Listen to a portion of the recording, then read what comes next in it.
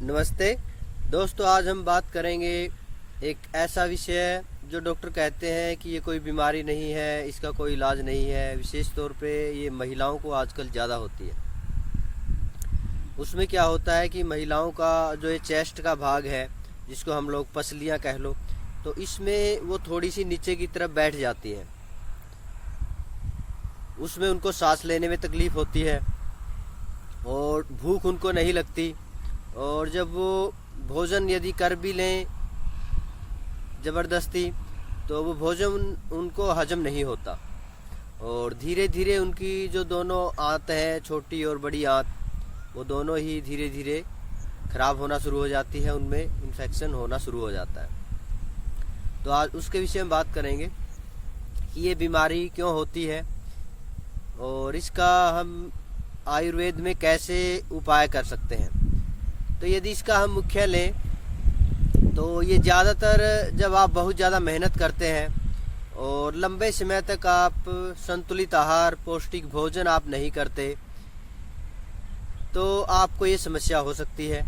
या फिर आप बहुत ज़्यादा मेहनत करते हैं और उस समय आप काफ़ी लंबे समय तक, ये कह लो कि आपने जैसे सुबह से आप मेहनत में लगे हुए हो, जो काफ़ी वज़न उठाने का कार्य है जैसे, या कह लो कि जो जिसमें बल बहुत ज़्यादा शरीर का लगाना पड़ता है, और आप भोजन लगभग उसके 4-5 घंटे बाद या पूरे दिन भर आप भोजन नहीं कर पाते किसी वजह से, शाम को भोजन करते हैं सुबह की बजाय, सुबह आप कर ही नहीं पाते, तो उस वजह से भी शरीर में कमज़ोरी आ जाती है। या कह लो कि जो शरीर की मांसपेशियाँ हैं वो भोजन ना करने की वजह से थोड़ा सा नीचे की तरफ पिचक जाती है। एक अन्य कारण है कि आप बगैर अपने शरीर को तैयार किए, या फिर कह लो कि बगैर गर्म किए हुए और कोई बहुत ज़्यादा वज़न उठा लें अपने सिर के ऊपर, हाथों के ऊपर, तो उसकी वजह से भी हमारा ये चेस्ट का भाग नीचे बैठ जाता है।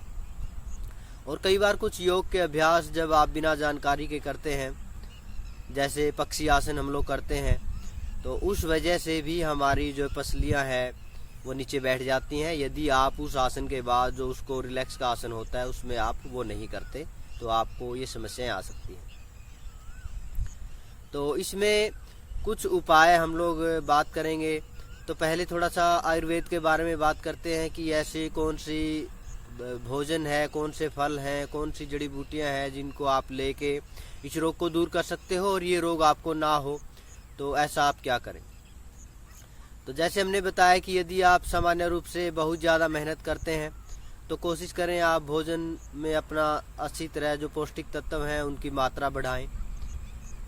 या फिर आप अपने भोजन का ध्यान रखें कि आपके भोजन में अच्छी तरह जो संतुलित आहार है, वो संतुलित आहार की जो भी मात्रा है वो पूरी तरह आपके भोजन में हो।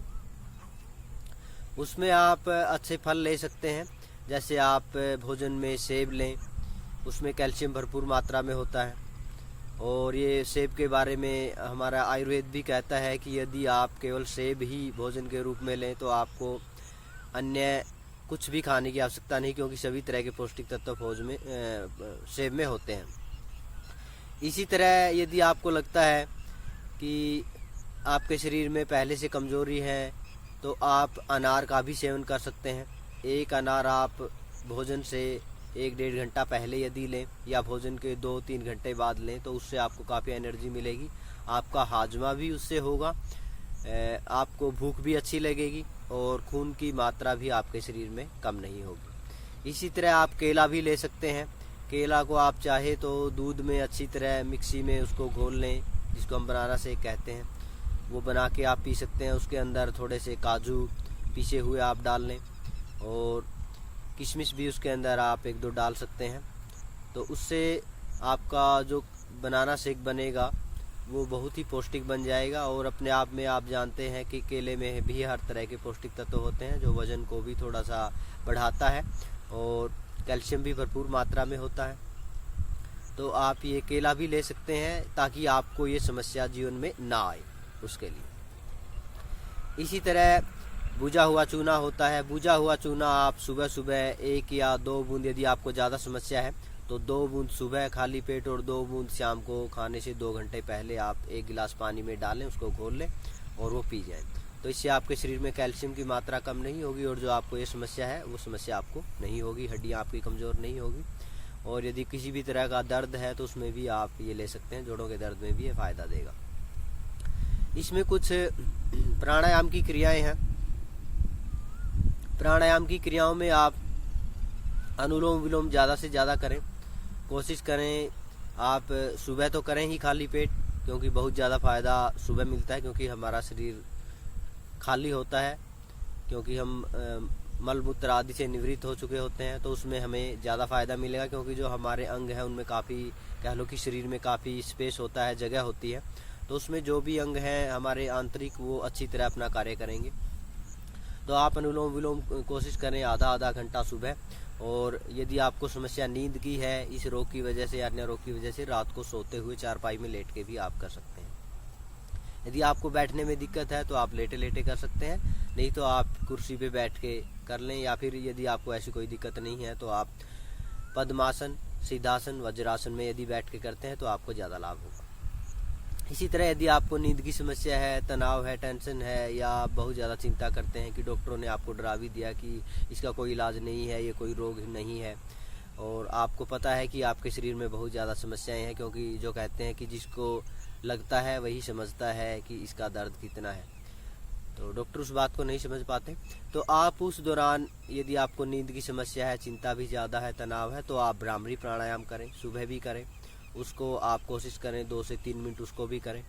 और रात को सोते हुए भी आप उसको चारपाई में लेट के भी यदि आप करेंगे तो नींद भी बहुत अच्छी आएगी और आपकी जो तनाव है, टेंशन है, वो दूर होगी। एक बहुत अच्छा उपाय है इसी में, यदि आपको तनाव, टेंशन या नींद की समस्या है, कोई भी दिमागी समस्या है, और कह लो कि पूरे शरीर के लिए बहुत उत्तम है, सभी रोगों को दूर करने की क्षमता उसके अंदर, देसी गाय का घी। तो देसी गाय के घी की आप 2-2 बूंदें रात को सोते हुए नाक में डालें और थोड़ा सा इस तरह खींच लें। तो इससे आपका शरीर का, कह लो कि धीरे धीरे यदि आप इसका लंबे समय तक प्रयोग करते हैं तो शरीर का हर रोग इससे दूर हो सकता है, और इस रोग में भी आपको ये आराम देगा। तो इसमें जो गोपैथी के जरिए कुछ जो गोपैथी के सेवक हैं वो औषधि बनाते हैं नशा नाम से। तो यदि आपके पास कोई बनाता हो तो आप उसका प्रयोग कर लें, ये बहुत उत्तम है। उसमें वो कुछ औषधियाँ डालते हैं, उसमें गाय का दूध भी डाला जाता है, दही भी डाली जाती है, लस्सी भी डाली जाती है, और रोग के अनुसार उसमें जड़ी बूटियाँ भी डाली जाती है। जैसा आपको रोग, सर्दियों के लिए अलग बनाई जाती है वो, और गर्मियों के लिए आप उसको अलग बनाते हैं। तो ये आप जो गौ सेवक हैं, जहाँ पे वो गोपैथी से दवाइयाँ, औषधियाँ निर्माण करते हैं, उनसे संपर्क कर सकते हैं। एक भाई गांव चांदपुर में, गांव जो जींद के पास है, नगूरा के पास ही गांव है, जिसको चुड़पुर गांव भी कहते हैं, सुशील और सुनील 2 भाई हैं, वो भी बहुत अच्छा इसमें कार्य करते हैं। तो वहाँ भी से भी आप हर तरह की औषधियाँ मंगवा सकते हैं और ये नशे भी मंगवा सकते हैं। वो बहुत काफ़ी लंबे समय से इस पे कार्य कर रहे हैं और बहुत अच्छे परिणाम भी मिले हैं, बहुत लोग उससे स्वस्थ भी होते हैं।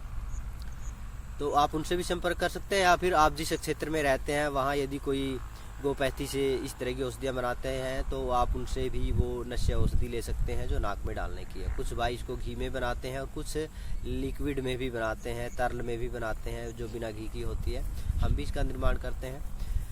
तो आप कुछ अन्य उपाय हैं, जैसे यदि आपको ये समस्या जो हमने बताई, ये समस्या यदि आपको हो जाए, पसलियों में दर्द हो जाए, या आपको लगता है कि आपका ये हिस्सा है जो नीचे की पसलियाँ वो अंदर की तरफ पेट की अंदर घुसती जा रही हैं, अंदर धंसती जा रही हैं, तो उसमें कुछ योग के अभ्यास भी आप करें। योग के अभ्यास में पहले हम आपको नाम बता देते हैं, फिर उसके बाद आपको करके दिखाएंगे। तो इसमें आप यदि बैठे बैठे करना है तो आप इसमें बैठे बैठे उष्ट्रासन करें, पूरा उष्ट्रासन ना हो तो अर्ध उष्ट्रासन आप करें। इसमें आप पेट के बल लेट के भुजंगासन करें, तिर्यक भुजंगासन करें, सर्पासन करें, यह बहुत उत्तम रहेगा। और यदि आप कर सकते हैं तो थोड़ा सा अभ्यास आप धनुरासन का करें, हल्का करना है आपको। यदि इस तरह की समस्या है, धीरे धीरे, बहुत ज़्यादा दबाव नहीं देना। और इसी में खड़े होके आप कटी चक्रासन करें, बहुत ज़्यादा आपको लाभ देगा ये। कुछ बहनों के हमारे पास फ़ोन आते रहते हैं, तो उनको काफ़ी लंबे समय से ये समस्या थी, उनको काफ़ी अभी आराम है। ये आसन हमने उनको बताए थे। तो यदि आपको ये समस्या है तो आप भी कर सकते हैं। और इसी में कुछ आप यदि चाहें तो अन्य अभ्यास भी कर सकते हैं, जैसे सूर्य नमस्कार है, एक संपूर्ण योगासन है। तो यदि आपको ये समस्या है तो आप सूर्य नमस्कार के कुछ अभ्यास हैं, जैसे आप तीसरे अभ्यास में हम लोग सूर्य नमस्कार जो करते हैं उसमें आप आगे ना झुकें, और यदि आपको झुकना है तो बहुत कम आप झुकें थोड़ा सा, लेकिन जो पीछे झुकने के अभ्यास हैं, घुटनों के अभ्यास हैं, वो आप अच्छी तरह करें। तो इससे जो आपकी समस्या है, ये जो पसलियाँ अंदर धंसने की समस्या है, पसलियों में दर्द है, बहुत जल्दी आपको इनसे लाभ होंगे। तो अब हम आसन आपको करके दिखाएंगे। आसन,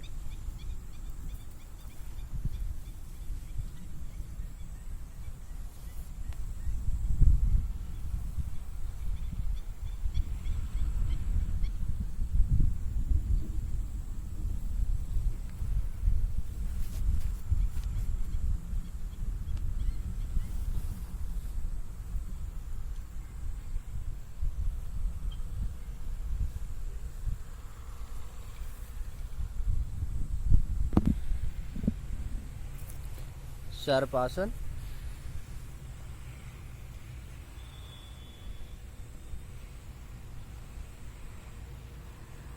थोड़ा सा इसको रोक के रखें जितनी आपकी अक्षमता है, धीरे धीरे वापस जाएं, श्वास छोड़ दो, फिर से श्वास भरें। तिर्यक ताड़ासन करें, तिर्यक भुजंगासन करें। इस तरह पहले बाईं तरफ घुमा लें गर्दन को, फिर इसी तरह दाईं तरफ घुमा लें।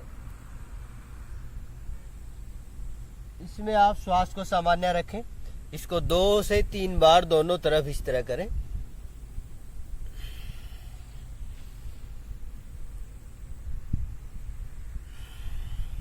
वापिस आ जाए। इसमें आप मरकट आसन भी करें, बहुत उत्तम रहेगा ये। रीढ़ के बल लेट जाएं, दोनों हाथों को कंधे के बराबर सीधा कर लें।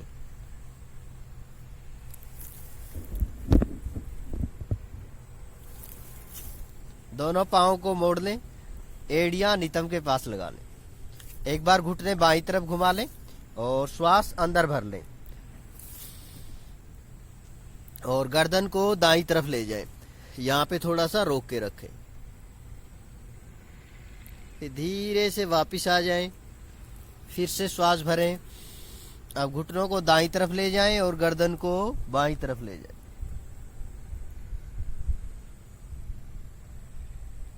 धीरे से वापिस आ जाएं।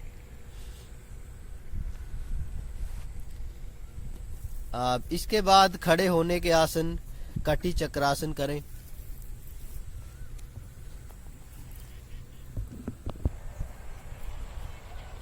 दोनों हाथों को सीधा कर ले सामने, श्वास भरें। एक बार बाईं तरफ घूम जाए, पूरा गर्दन को पूरा घुमा ले पीछे, फिर श्वास छोड़ते हुए बीच में आ जाएं, फिर श्वास भरें, फिर दाईं तरफ,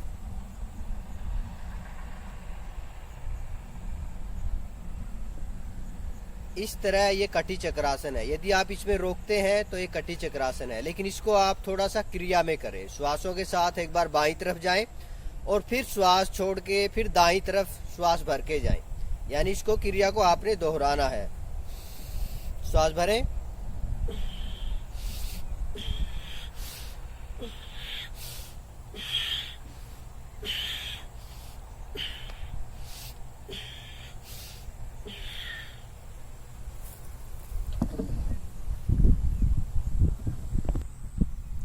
इस तरह आप इन अभ्यासों को करके जो आपको ये रोग है, जिसमें छाती की जो अपनी पसलियां हैं, हड्डियां हैं, वो नीचे अंदर की तरफ धस जाती हैं, तो इस रोग से आप मुक्ति पा सकते हो।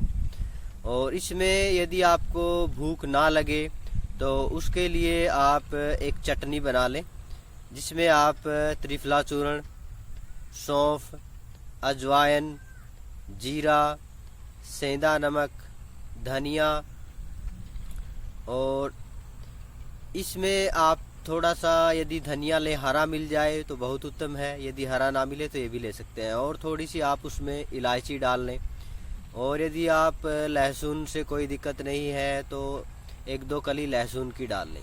यदि आप इस चटनी को भोजन के साथ लेंगे तो आप देखेंगे कि आपकी भूख बढ़ती जाएगी और जो आप भोजन ग्रहण करोगे वो आपको हजम भी होगा। और इसके साथ साथ आप एक बेल कैंडी आती है दिव्या बेल कैंडी के नाम से, वो बेल कैंडी आप ले सकते हो। वो दोनों तरह की जो आपकी आंत है और जो लीवर है जिसकी वजह से आपको भूख नहीं लगती, उनकी तीनों की समस्याओं को वो ठीक करेगी। बेल कैंडी आप ले सकते हैं। और यदि आप ताज़ा लेना चाहें तो बेल पत्थर आप सीधा खा सकते हैं, बेल पत्थर से ही बेल कैंडी बनती है। नहीं तो फिर आप आजकल आना शुरू हो जाएगा बेल पत्थर का यदि जूस पिए तो बहुत अच्छा रहेगा आपकी छोटी आंत और बड़ी आंत के लिए।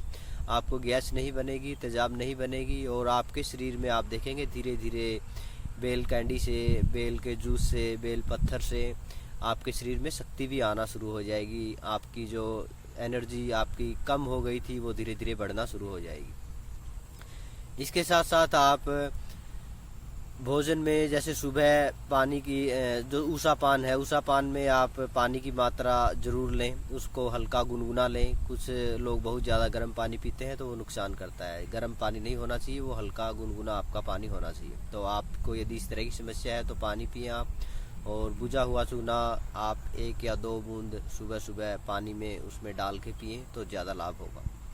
इसके साथ साथ कुछ योग के जो प्राणायाम के अभ्यास हमने बताए वो भी आप ज़रूर करें तो आप देखेंगे इस रोग से आप बहुत जल्दी मुक्ति पा सकते हैं।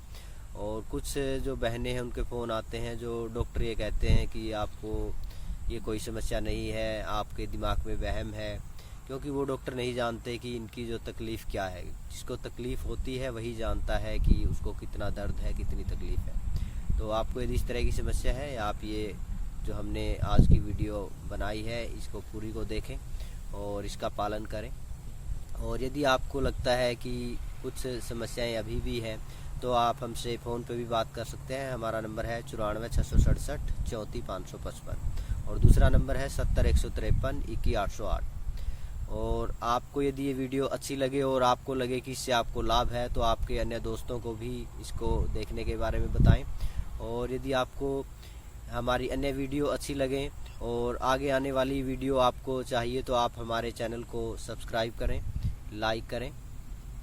और ज़्यादा से ज़्यादा मैं यही कहूँगा आप लोगों से कि आप यदि कर सकते हैं तो जो भी हमारी स्वदेशी वस्तुएं हैं, भारतीय वस्तुएं हैं, भारत की जो हमारी दिनचर्या है, भारत का जो हमारा खान पान है, रीति रिवाज है, उसको अपनाएं और विदेशियों से बचें, क्योंकि आप जानते हैं आजकल जो कोरोना महामारी है विदेशियों की ही देन है।